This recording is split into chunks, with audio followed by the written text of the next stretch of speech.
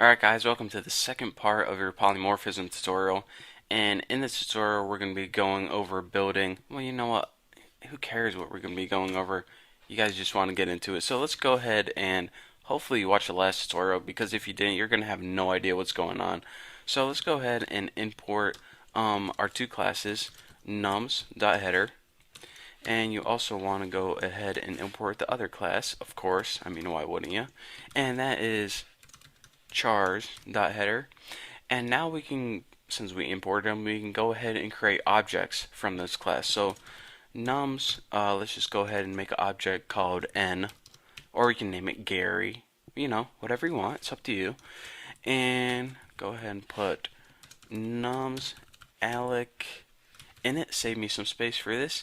And now let's go ahead and just copy that whole thing and paste right like that. So this is chars, and we'll name this object C, and there should be a hotkey for that too, so I don't have to type that out every time, because you know that's a pretty common thing. So you know, who's ever writing Xcode, just take that in note. So now, since we have objects, we can go ahead and add the methods. So the first thing we need to do is call n, and remember we have set numbers, and we have two parameters we have to pass it, 8, 10, you can put any numbers you want. So now that we have those two variables, we can go ahead and add those together. So n add, and it's going to add 8 and 10 together, and now we can go ahead and print it out. So n print. Pretty cool, huh? So this is going good so far. So now let's go ahead and use some methods from that chars class. Go ahead and put c set chars. I think that was how you spelled it. And remember, this set char1 to b and character 2 to w. So now let's just go ahead and add those together. And now let's just go ahead and print those babies out.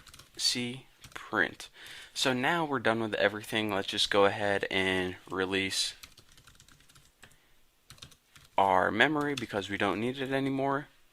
And let's just go ahead and run, save everything, and we'll see what we got. It didn't look like we get any errors, and the first thing it says, I am from the numbers class biatch, and we put 18. That's the result of adding the two numbers, and this is the result of adding two characters, and this is the print. So what is kind of the point of this tutorial now that I just typed a bunch of stuff? Well, the beauty of polymorphism is this. You see that we have two separate objects, which are of course from two separate classes, yet however they're from different classes, they have the same method names, add and print, yet whenever we try to use add and print, it doesn't get confused that, alright, am I supposed to be adding from the characters class or numbers class, the print class, or the characters class, numbers class? What am I supposed to be doing? I only have one method name, but yet I know which one to use. So polymorphism is this, plain and simple. Trust me, it's a lot easier than you thought. Objects from different classes, N and C in this case, or numbers and characters class, can have methods that share the same name but do different things. So for example, add and add shared the same name, but they can do different things. And print shared the same name, but they can do different things. So both classes contained add and print methods, same exact names, but they did different things. And why is this possible? Well, polymorphism, because first of all, and second, because whenever you used a C object, it knew that it was from the character's class thanks to this.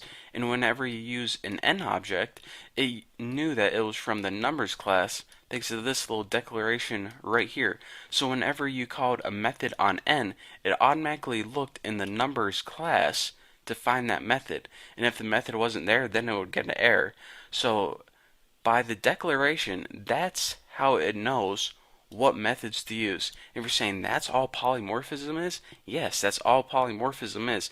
It's really simple. I mean, there are a couple other tweaks and a couple other things you need to know about it, but like the core of polymorphism, that's all it is. The fact that you can have different classes with the same method name in each class. So that's that for this tutorial. I'm sorry it wasn't more confusing than that, but I mean, if you want something confusing, then just go figure out a Rubik's Cube or something. So thank you guys for watching. If you want all the source code for this tutorial for free, click on the link below. It'll take you to my forum. It's an awesome forum. You should probably sign up. So thank you for watching. Don't forget to subscribe, and I will see you guys later.